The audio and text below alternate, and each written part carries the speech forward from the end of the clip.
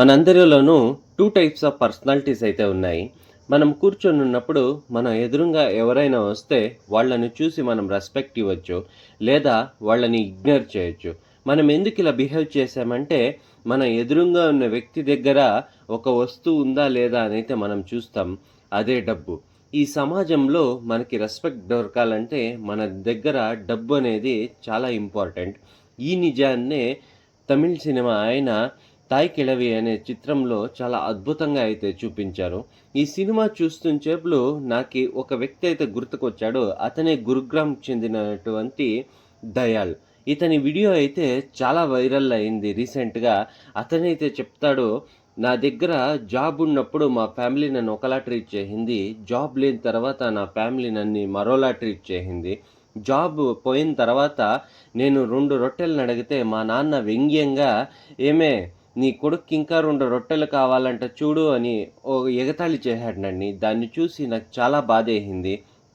మీ దగ్గర డబ్బు లేకుంటే మీ ఫ్యామిలీ మెంబర్స్ కూడా మీకు రెస్పెక్ట్ అనేది ఇవ్వరు.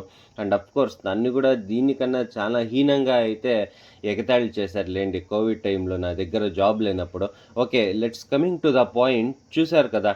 నీ దగ్గర డబ్బుంటేనే నీకు విలువనేది ఉంటుంది. ఇంకా సినిమాలో చూసినట్లయితే అఫ్‌కోర్స్ ఇది కూడా రియల్ లైఫ్ ఇన్సిడెంట్ స్టోరీనే. ఇప్పుడు కూడా పోంతాయమ్మ గారు మదురై దగ్గర ఒక గ్రామంలో అయితే నివసిస్తూ ఉన్నారంట. వాళ్ళ స్టోరీనే సినిమాగా అయితే రూపొందించారు. సినిమాలో వాళ్ళ తల్లి దగ్గర 160 సవరన్ల బంగారు ఉందనే హోప్‌తో వాళ్ళ కొడుకులైతే వాళ్ళ అమ్మని హాస్పిటల్‌లో అయితే జాయిన్ చేపిచ్చి లక్షలు లక్షలు ఖర్చు పెట్టి వాళ్ళ అమ్మనైతే బ్రతికించుకుంటారు. ఇది సినిమా కాబట్టి క్లైమాక్స్‌లో వాళ్ళమ్మ 300 సవరన్ల బంగారు తన కోడళ్ళకైతే ఇస్తుంది. అండ్ రియల్ లైఫ్‌లో ఇలా జరగకపోవచ్చు కదా! నేను కరోనా టైంలో చాలామందినైతే చూశాను. వాళ్ళ దగ్గర కోట్ల ఆస్తున్నా వాళ్ళ తల్లిదండ్రులకి ట్రీట్మెంట్ వేస్ట్. వాళ్ళు ట్రీట్మెంట్స్‌కి రెస్పాండ్ చెయ్యరు అని ఎంతోమంది నిర్లక్ష్యంగా వాళ్ళ తల్లిదండ్రులు చనిపోతూ ఉంటేను వదిలేసిన పిల్లలనైతే నేను కరోనా టైంలో చాలానే చూశాను. దీనికి రిలేటబుల్‌గానే ఒక సీన్ అయితే ఉంటుంది సినిమాలోను. అంబులెన్స్ డ్రైవర్‌కైతే తన కొడుకు చెప్తాడు, "మా అమ్మకి ఆక్సిజన్ మాస్క్ తీసేయండి. మా అమ్మ ప్రశాంతంగా చనిపోని" అని కొడుకు చెప్తూ ఉంటాడు. దీన్ని చూసి ఆహ్, అంబులెన్స్ డ్రైవర్ అయితే ఆక్సిజన్ మాస్క్ తీసేసి ఒక మాట చెప్తాడు, "ఈ సృష్టిలో ఏ ఒక్క జంతువు తన పిల్లల్ని ఇలా చనిపోని అని వదిలేయదు. కానీ ఈ పిల్లలు మాత్రము వాళ్ళ తల్లిదండ్రుల్ని ఇలా ఆక్సిజన్ మాస్కులు తీయించి సరిగ్గా ట్రీట్మెంట్ ఇప్పియక అయితే చంపేస్తూ ఉంటారు. వీళ్ళేమో వాళ్ళకి మంచి చేస్తున్నట్లు అనుకుంటూ ఉంటారు. కానీ ఈ కర్మ వాళ్ళ పిల్లలనైతే వెంటాడుతూ ఉంటుందని" ఆ అంబులెన్స్ డ్రైవర్ చెప్తాడు. ఇది నిజమే. మనము కర్మ నుంచి మాత్రం ఎస్కేప్ అవ్వలేం. ఆ కర్మని వాళ్ళ పిల్లలైతే అనుభవిస్తారు. చూసారు కదా! మనిషి ప్రాణాన్ని కూడా డబ్బుతో అయితే లెక్కిస్తారు. నిన్ను సేవ్ చేసేది ఈ ప్రపంచంలో ఏదైనా ఉంది అంటే అది నీ సేవింగ్స్ మాత్రమే. నేనేమి మిమ్మల్ని ఇల్లీగల్‌గా గ్యాంబ్లింగో, బెట్టింగో చేసి రాత్రికి రాత్రే కోటీశ్వరులయిపోండి అనేం చెప్పడం లేదు. మీరు జస్ట్ నో అని చెప్పడం అయితే అలవాటు చేసుకోండి. ఎందుకంటే ఆ నో వల్లే మీరు ఎంతో డబ్బునైతే సేవ్ చేయొచ్చు.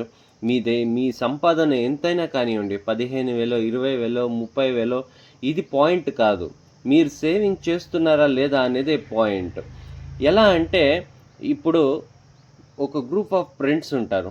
వాళ్ళ దగ్గర అంతా ఐఫోన్ ఉండొచ్చు. నీ దగ్గర ఆండ్రాయిడ్ ఉండొచ్చు. నువ్వు షో చూపించడానికి, "ఏయ్!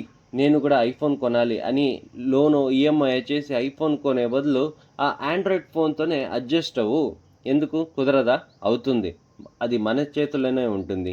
ఇప్పుడు ఫ్రెండ్ ఒక రెస్టారెంట్‌కైతే రమ్మంటాడు. అతనికి నో అని చెప్పు. నువ్వే వండుకో రూమ్‌లో. ఎంత డబ్బు సేవ్ చేయొచ్చు కదా! ఇదంతా చూస్తుంటే నాకు 'ఫైట్ క్లబ్‌లో' టైలర్ డర్డెన్ చెప్పిన మాటలైతే గుర్తుకొస్తున్నాయి. ఈ ప్రపంచం ఎలా ఉంది అంటే అడ్వర్టైజింగ్ ఇచ్చి ఆ వస్తువుని మనం కొనలేకుంటే మన లైఫ్‌లో ఏదో ఒక గ్యాప్ ఉన్నట్లు మనల్ని ఫీల్ చేపిచ్చి మన చేతుల్లో ఎక్కువ డబ్బులు పెట్టించి ఆ వస్తువులనైతే కొనిపిస్తూ ఉంటారు మనకు. మీదట మీరెక్కడైనా వృధా ఖర్చులు చేస్తుంటే ఆ క్లైమాక్స్‌లో పోంతాయమ్మ చెప్పిన మాటలైతే గుర్తు తెచ్చుకోండి. మనము గౌరవంగా బ్రతకాలంటే ఈ సొసైటీలో మనకి డబ్బులనేది చాలా అవసరం. సో, ఈరోజు నుంచి అనవసరమైన ఖర్చులనంతా తగ్గించుకొని మనీ సేవ్ చేయడం అయితే స్టార్ట్ చేసుకోండి.